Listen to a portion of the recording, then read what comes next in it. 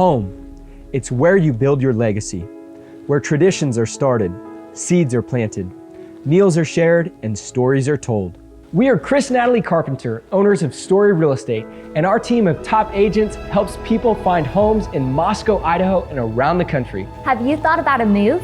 Contact us to get connected with a top agent who shares your values and puts your family first. Or reach out to us about our Moscow relocation guide. Wherever you're looking to go, we can help you find home.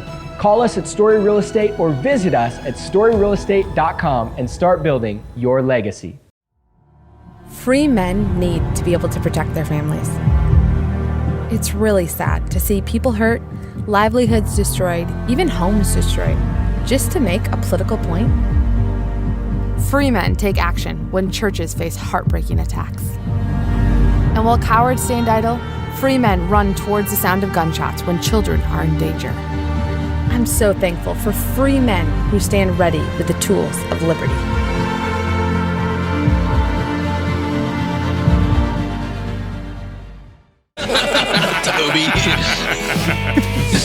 Lord, please give us bigger giants. Yes. Amen. Can we kill the ones we have first? Hey, y'all, welcome to Cross Politics on the Fight Laugh Feast Network. Got Pastor Toby, Chuck Knox, I'm the water boy. We got CEO, corporate partner, Robert Bortins. Classical Conversations. Yep, Classical Conversations on the show. To talk about our problems in Idaho. And all problems in America. And all problems in America. We want bigger giants! Bigger giants. Classical Conversation supports homeschooling parents by cultivating the love of learning through a Christian worldview and in fellowship with other families. They provide a classical Christ-centered curriculum, local like-minded communities across the United States and in several countries around the world, and they train parents who are striving to be great classical educators in the home. For more information and to get connected today, please visit their website at classicalconversations.com. That's classicalconversations.com. I got to say one thing before you go. Okay. Because I'm disappointed. We owe our audience an apology. Uh-oh. We said today we was going to be talking about David French. Oh, yeah. Remember we said that? We said we Friday. did. You're right. Oh, I can talk about David French too if y'all want me to. You know what? Audience, I take back my apology today. Robert Boyd is going to be talking about David French Are too. we going to get there? Maybe not all of it, but we'll talk a little. But for sure on Wednesday. We'll warm it up for Wednesday. How about beer, that? So. Beer, Psalms, and David French on Wednesday. Man, that's kind of a rough combination. You might need the Psalms after we get What order are you singing that? What order are you doing that in? No. I'll have to pick my psalm out carefully. It'd be beer first, then David French, then the Psalms. Robert Bortins is the CEO of Classical Conversations, which, since his assumption of the role, has grown more than 300%. He's an author and speaker with the mission of knowing God and making him known. Robert, thanks for coming back on Cross Politics. Hey, thanks for having me, guys. Glad to be here talking about whatever you want to talk about today. Oh, yeah, thank you. That's a lot gentler than when you got on the line here before the show. Maybe you should take a drink of water. Maybe, I don't know. Just thirsty? Cheers. Oh, look at that! Look at that! I've Fight seen that Laugh before. Feast. That's going to go viral. Everybody needs to become a Fight Laugh Feast Club member. You're missing out if you're not one. You better preach, preacher. Where's that organ? Robert, so have you figured out how to break the government's stronghold on education? Have I figured out how to, I think it starts with the family, like any good thing. And for us here in the United States, we've been doing it. The number of homeschoolers in the United States was just about 10, 20,000 just a couple decades ago. Now it's over 3 million. So it's one family at a time. It's teaching parents that they do have a choice. Not that the government should pay for that choice, but that there are choices available to them. And we got to do it through the church. I think, one of the things that we need to do is to start getting really parents educated before they have kids, because a lot of parents make financial decisions that make it so that their choices are limited because they maybe bought a house that was too big or spent money on cars they shouldn't have purchased because they didn't have kids. They had 2 incomes, dual income, no kids. And then they get used to a lifestyle instead of saying, hey, this is an opportunity for me to prepare for my future. So I think we got to start doing that in the Christian church and continue to show that there's a better way, that government education is failing, and that if you opt out of the system, that you will have more success eternally. And you have to make some sacrifices, but what good thing requires no sacrifices to be made? Right. So I think Robert, that's the main idea. So I've been following you on Twitter here and there, and you've been going off a little bit on these ESAs, these education savings accounts, and of course these things are being championed by a lot of conservatives as a way of helping people get out of the system, maybe particularly those who are poorer or single mom or people like that who maybe it wasn't just a lifestyle choice. It's just that's just where they are providentially. I've got concerns too, but you've been kind of going off, so we just wanted to give you an opportunity. What's the problem with ESAs? Yeah, so the ESAs, there's three really big lies that they're talking about with school vouchers. The first one is it's your money, that they're just giving you your money back. Well, I pay a lot in taxes, but the average family's not paying $8,000 to $12,000 a student a year in taxes. So you're not actually getting your money back. You're getting your neighbor's money back. You're taking money from, you're not actually lowering, none of these bills have actually lowered the amount of income or money going to public schools. They've all just added more tax burdens to your neighbors. So those on, single income, those on retirement, those without any kids, those are all paying for your kids' education. Okay. The second big lie that they're telling you is they're funding students, not systems. Right. Well, not a single one of these bills has cut a penny, like I said, out of the public school systems. They're still sending money to the public schools. Yes, if you sign all these paperwork and jumping through these hoops, that you can maybe get your student funded by the state right now. But still, they're funding the system because the students are still just going into some system at the time. If they wanted to be honest about funding students and not systems, they would just make it universal in the sense that every single student would get a check for their $8,000 or $10,000. And if they wanted to go to public school, they'd force those students and those families to write the public schools a check for $8,000 or $10,000. Mm-hmm. At least then the parents and the students might have some buy-in to getting a good education. If they're saying, "What? Right. I'm paying $10,000 for this public school. I had no idea." Right. They better make sure my kid can read, write, and do arithmetic in 12 years. And come back out a boy or a girl. Yeah. The third lie is they're saying, well, it's going to provide choices. They're doing demand side economics. And so they're saying if we give this money to these families, that more options will pop up. Well, for the last 2 years, we've gone through a demand side economic trial, and inflation is through the roof and quality of service is down.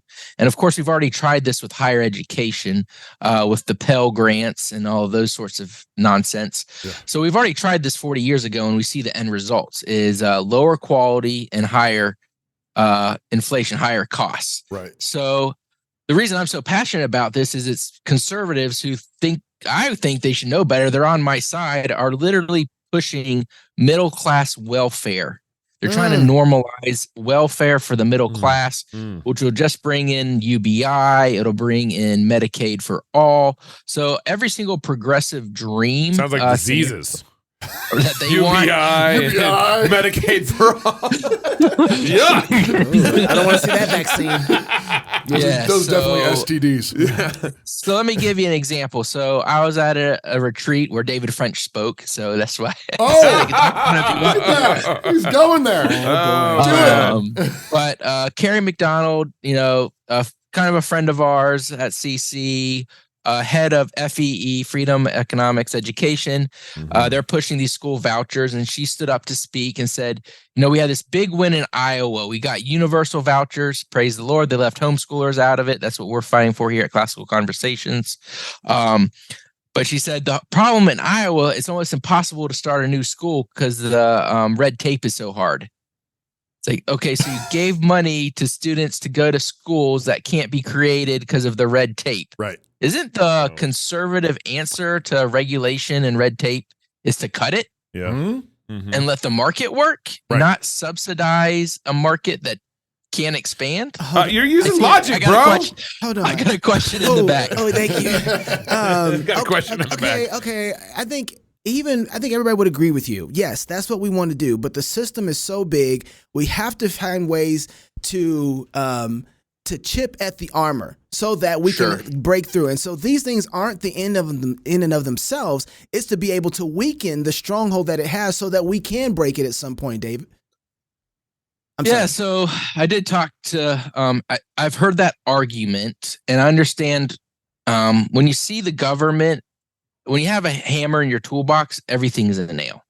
And so when you see these think tanks, they see government and they say, how do we use government to, bring forth these ideas? And so when you talk to parents and you say the average public school in America spends $14,000 per student, what should we do about it? They say double it. Right. And so their idea is like, can we just break this idea of public school? And can we create just this idea of you don't have to go to the local government school, and that will help parents leave the system? But I'm not concerned about, we already have parents leaving the system. We already have waiting lists for private schools, and we already have a record number of people homeschooling. What you're doing is taking those people who are in private education and normalizing the government funding of it. Jesus told the story, the parable of building on sand and building on rock.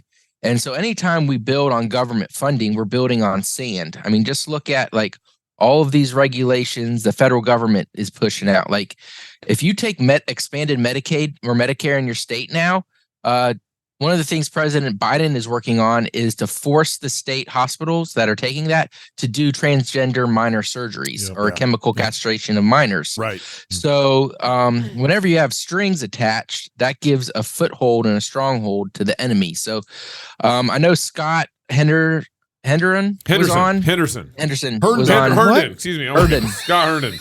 I'm talking about this, and and so like for me, Henderson. I listen to Scott, and I don't know if you can play his clip. Yeah. Should we play that right now? Let's go ahead and listen to this real quick. Yeah. This ESA was going to say, here's the $3 billion we're spending here. We're going to create a new little bucket of money, this little pie right here. And you have to, if you're a student in this pie and you want to participate in this pie, which is curriculum, tuition, private school, tutors, then you have to leave this pie. So the student exits this system to go participate in this new system. And I argued yesterday that when the Constitution talks about a system, I used an example of a railroad system. It's not just Union Pacific, it's the whole interconnected parts, which for us is not just the 300,000 participating in charter and public schools, but it's all 327,000. If you want uniformity, and if you want to fulfill the constitutional mandate, you got to provide an opportunity for all of them. Now, as a homeschooling parent, I wouldn't participate. We're talking about getting people out of the public system to participate in something else. That's the goal of this. And then to show that there's another path. So if their kid opts out of this pie, then over in this pie, what would be available for them is $5,950 approximately, which is half of what we're spending on a student in this pie right now. So right now we're spending about $12,000 on a student in that pie. And if we have them go over to this pie, we'd spend half that, $6,000. And we'd also incentivize them over in that pie that if they spent in any given year less than that $6,000, then that additional amount, the amount they save, would roll over and be available in a future year. So it basically incentivizes being efficient with your money as you use it over in that pie. So Robert, he's even saying himself, like, I wouldn't do it as a homeschooler, like as a homeschooler dad. But he's seeing that a way in order to break up the whole system by having them opt out of the original government education in order to be able to get that funding. They have to be over here. It seems like at least an option, right? Well, and because I would want to add here, the legislators in Idaho, it's written in our state's constitution. State constitution. The Constitution he's referring to is the Idaho Constitution. Not the federal. Right. Where the Idaho state constitution says that the legislators have to provide for a system of education. Of public education. Of education. So he's just from a legislator standpoint saying, hey, we have to do this. This is our duty. How can I maybe break up the monopoly from this standpoint? Well, yeah. So let me first say, if we could have 100 Scots in every single state house in the Come United on now. States, life would be a lot better. Yeah. Okay, so That's true. I'm sure I That's agree true. with Scott on 98% of what he's saying. Yeah. And I am sympathetic to there are states like Idaho that might have it in its constitution. Would love to see someone trying to amend it. That's going to probably be a hard lift. Yeah. But hey, I mean, let's be honest. Most politicians either redefine what the Constitution says or just ignores it. But No, let's not support that, Robert. We're not supporting. What I'm saying is that there can be more creative ways than All right, funding Hillary. students. All right, Hillary. So homeschooling in itself is not expensive. I mean, there's programs that are maybe a couple $1,000s a year per student. On the high end, you can do it for free. I think the average homeschooler spend about $800 per year on it. So the expensive part of homeschooling is not having a second full income, because a lot of people, can't figure out how to work two jobs. So giving them $6,000 to a homeschooler, they're not really going to use a significant portion of that. And then for the private schools, if you have 10 seats, and right now you're charging $6,000 a year for those 10 seats, and suddenly all these other people want to give you $6,000, all you're going to do is over a course of time start charging $12,000, because every current person can afford the $6,000, and they've got a $6,000 voucher in front of it. So now you're a $12,000 school. And that's what we've seen in higher ed. So we've already seen that play out time and time again, where the value for your dollar's gone down and the costs have gone up. Question in the back again. Yeah. What makes... It's always the black guy in the back. I'm just saying, we got questions. We hadn't always been at the front of the bus to get them answered. So what's the difference between the private school and the homeschool? Because I think homeschoolers say, well, we ain't never had $6,000 before. Why don't we go ahead and splurge a little bit? I see. You can. That's great for us. I'm stupid arguing against it, right? I can jack all my prices up 200-300% over the next few years and just become a crony capitalist and get all that money. And I can just say, I'm helping the kids. Right. I'm donating money to my church. Like, we're doing all these good things. I think the argument from higher education, I think that's right on. I mean, as soon as government started doing the Pell Grants, everything tanked. Everything tanked. The prices went through the roof because you're right. The prices will raise to meet where the cash allows Since for. the 70s, they've gone up over 1,000% increase in pricing for higher ed. And at the same time, academic performance has plummeted. And they have to make up for grade inflation. Well, and also think of... Go ahead. I was just going to say the moral and cultural climate has at the same time also plummeted. I mean, where is all this tranny stuff coming from? Where's the woke agenda coming from? It's coming from the higher education, the university systems. The Ivy. I mean, that's why we live in a university town. And Idaho's kind of reddish, I guess, vaguely, but our town is blue, and we live in a blue city because we have a university town, and that's driven by the culture that's being lifted up by and promoted by all this government money. And they can keep saying stupid stuff that doesn't make any sense, and the money keeps coming, and there's no incentive for them to actually have to make sense. Well, you can start. Our conservative legislators can start running on raising property taxes so that they can give more money to the kids. Right? I mean, and they do it. If the system is paying for what you're doing, you're not funding private education. You're expanding public education to cover those private instances. Good. And look, I'm sympathetic. Our company's worked all our lives to get the public schools to shut down, but we've done it by offering a better product and encouraging and telling parents how to get out of it. That's the way out. That's the way forward, I think. I mean, look, you can give $6,000 to a family, a single mom and a kid, and suddenly you can pay for private school.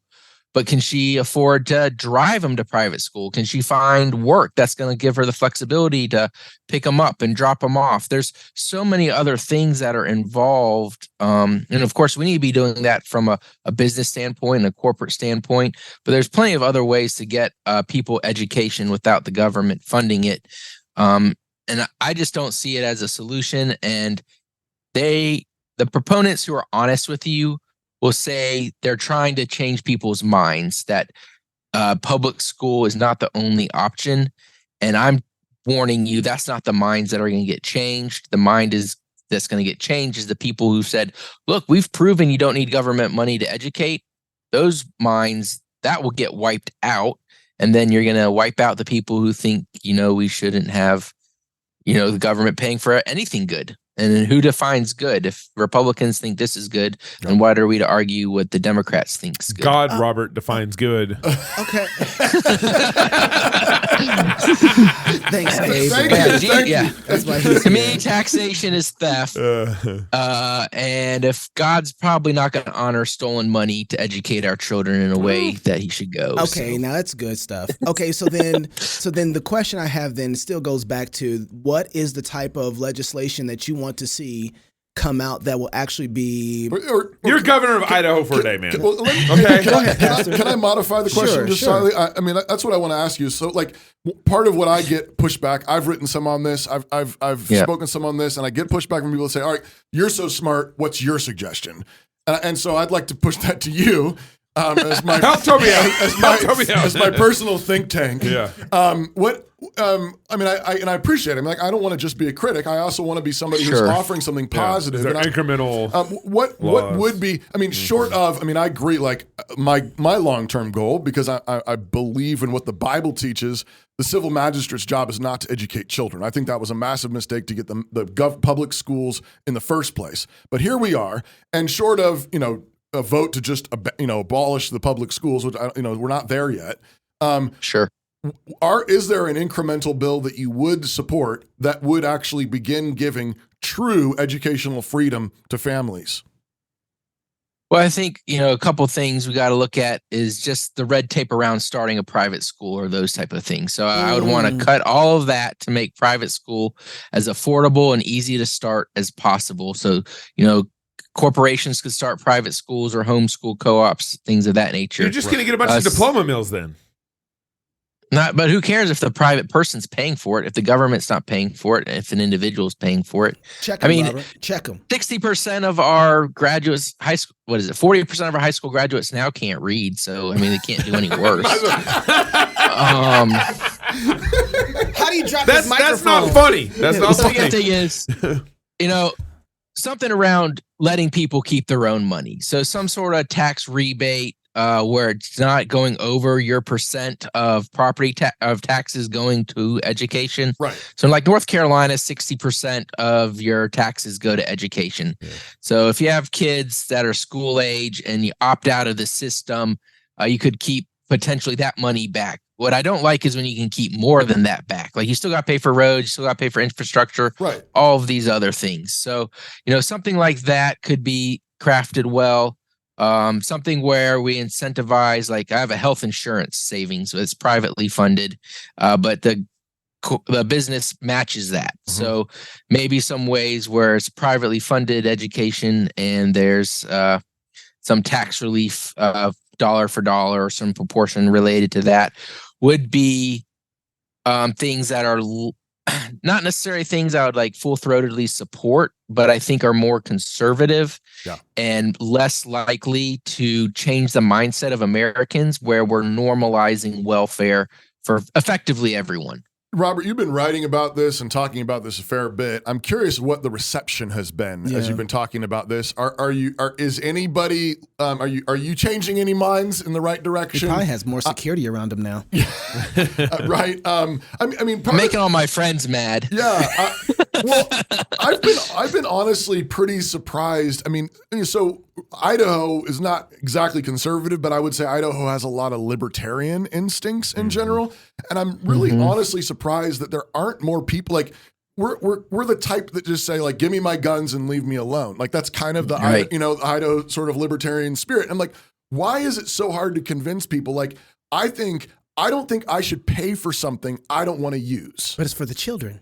For my kids. But it's for the children. For my children, I want to pay for the education that my children are going to get, and I don't want to pay for someone else's education, and I don't want to pay for something that my kids aren't going to use. I mean, like, but we love all the kids. Doesn't the Bible say not to be selfish, Toby? Yeah, you both. Stop it. But I mean, I just think there's a sort of here's a free the problem market, is, a free market, like freedom of choice, basic kind of libertarian argument that ought to get some people's like, why am I being forced to pay for things? Like, I don't pay for other people's healthcare procedures.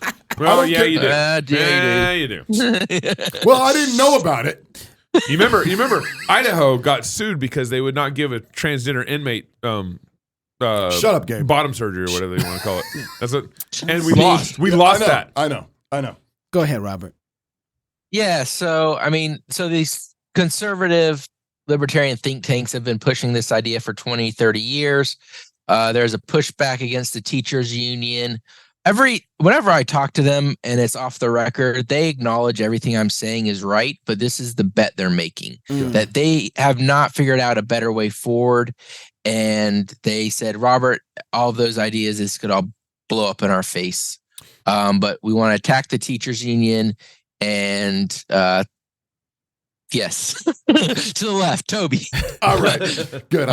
Left of my screen. I got you you, right in there. I'm curious. One of the things I read through the Arizona ESA law, and I because everybody's been championing the Arizona one as like this big win, and I found out that basically like the whole budget is like massively inflated. I mean, that was how they got it through. Was they basically promised like millions of more dollars, hundreds of millions more dollars to the public schools in order to do this, which made me think the teachers unions are a mafia. They are a mafia. And Which union isn't a mafia? Right. Hey, point. Yeah, fair point. But I realized, so basically the bet that they're doing right now is like, if we pay off the mafia enough, if we give them enough money, they'll give us a little bit of space, and then somehow they'll let us go. But that seems like a really bad bet whenever you're playing with mafia. But is that where it's going to blow up? Is it going to blow up because the teachers unions are very, very protective and ultimately will not let this go? I mean, it's going to blow up because I think that one is financially untenable. Like they're using a lot of not Obamacare money. They're using a lot of stimulus money to fund these projects. There's not any forward way of continuing to fund these without raising taxes considerably. And they're trying to, they're trying to fight Marxism with Marxism. Yeah, and it is going to blow up. That's right. So you can't, House divide is not going to stand against itself. And when conservatives adopt Marxist ideas to try to defeat Marxist ideology, it's just not something that I can wrap my head around. Right. So there's 1,000 ways I can see this thing blowing up. Yeah. And all the people on our side are saying it's good. And so I felt like I had to come out and say, wait, it is not good. We need to have a public discussion around this. I mean, just think about Iowa changed their laws to pass it in about 48 hours so that there couldn't be a public discussion about it, right? Man. Arizona has a Democrat governor now, so she can appoint people to boards that kind of oversee this thing to try to start adding that. Utah passed a really small ESA bill. And the very next day, they started talking about what regulations they needed to add. So they passed this bill without any regulations. So everyone was like, yay. And the very next day, they're like, all right, now that that's passed and you guys patted us on the back, what other things can we now add to this bill afterwards to, because, hey, as a conservative, I want good government, and good government should account to how the money's spending. So if they're giving money to individuals, they need to have a mechanism in place to know that it's being spent properly, because that's what I think good government should demand. So I'm not opposed to the strings being attached. I'm just opposed to, Scott was smart. I'm not going to accept the money. Well, why are you helping the bill then? Like, if you realize this bill's so bad, you're not going to participate in it, then maybe you shouldn't do it. So, again, hey, I love that Idaho Constitution idea where they're getting the marriage, Idaho out of the marriage business. So, I just want to say, I appreciate Scott and everything he's doing. Like, this is probably the one thing we disagree on. Classicalconversations.com, classicalconversations.com. Robert Bortins been down since day one. He's a day one brother. Yeah. Hey, we should. Can we talk to you for a few more minutes backstage? Yeah. Okay, so yeah, sure. we're going to talk about David French, Texas, Trump, incentivizing sex. We're going to talk about Trump, Ron DeSantis. Whoa. We're just going to solve all the world's problems in the backstage with my boy Robert Bortins. So y'all want to stick around for that. Yeah, keep up the good work, Robert. Thanks. I guess it's God's will that I hit the organ because this is how we get it's close like out. in church. This is how we can close out. Robert was preaching He a little was bit. preaching. All right, if you're single, get married. If you're married, have you some kids. And if you have kids, go baptize them. Until tomorrow, love God with all your heart, soul, mind, and strength. Love your neighbor as yourself. Go fight, laugh, and feast. This is Cross Politics. There's something about a Hammond B3 that just gets you, doesn't it? Just glory. Just your hand. Putting off writing that proposal again? Yeah, we've been there. Proposal writing can be tough. It takes work, and if you're not careful, you can set up your company for failure. Well, that's where we come in. Smart Pricing Table is an innovative application that focuses on, well, the pricing table. Instead of a static document and constant back and forth, our platform creates interactive proposals that empower your prospects. Not sure if something is needed? Make it optional. Have complicated services that vary? Let your customer do the work with line item upsells. Have reoccurring services? Easy peasy. With Smart Pricing Table, you can create attractive proposals quickly. And our system is built for reuse, so you can get out of that hamster wheel. Give your customers choice and close deals quickly with Smart Pricing Table.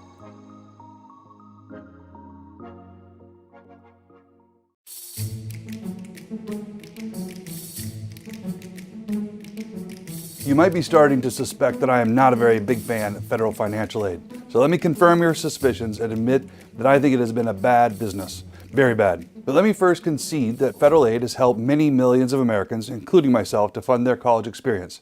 However, we often find that the benefits that we have received from something in the short term are completely undermined when we discover the long-term harm brought by that same thing. Incoming college freshmen are not the only ones that struggle to restrain themselves at the sight of the easy money that comes from student loans. Colleges have swiftly raised tuition to capture the extra money now available through Pell Grants, but especially the student loans. You must remember that colleges are businesses, and one of the primary rules of business is never leave money on the table. For instance, if you come to buy a car from me, which I intend to sell for $5,000, but I somehow find out that you actually brought $7,000 in cash and were prepared to spend it all, then guess what? The price just went up. Why? Because I don't want to leave money on the table. Similarly, if a college applicant can pay $7,000 for college, but the federal government comes alongside to give that applicant an additional $4,000 in Pell Grant money and another $8,000 in student loans, can you guess what the cost of college is now going to be? The answer is as easy as adding 7 plus 4 plus 8. The new price is $19,000 because the college doesn't want to leave money on the table. To the skyrocketing cost of college tuition, some college presidents might say, look, education is just getting more and more expensive to deliver. We are simply passing the cost on to the consumer. However, there is no good justification for the steep climb in college tuition over the last several decades. Consider this. Since 1985, the increase in the cost to attend college has doubled compared to the increase in the cost of healthcare. And while I think it is fair to say that healthcare has significantly improved over the last 35 years, I'm not sure that I can make the argument that college education has. Colleges don't like to admit it, but the fairly obvious cause in climbing tuition is not that this education costs more to deliver, but that there is more revenue to capture. This position was once advanced by William Bennett, President Reagan's Secretary of Education, and is often referred to as the Bennett hypothesis. To quote Bennett, if anything, increases in financial aid in recent years have enabled colleges and universities blithely to raise their tuition, confident that federal loan subsidies would help cushion the increase. In 1978, subsidies became available to a greatly expanded number of students. In 1980, college tuitions began rising year after year at a rate that exceeded inflation. Subsequent decades have proved Bennett right. A recent study by the Federal Reserve Bank of New York demonstrated that for every dollar of subsidized student loan offered by the government, the market would respond by elevating tuition 60 cents. In the end, the federal money, rather than making college more affordable, has greased the skids for runaway tuition hikes. If you would like to follow this conversation, go to our blog where we will continue to post on our unique perspective on federal funding in higher education. The link is in the description, or just go to nsa.edu and click on the blog.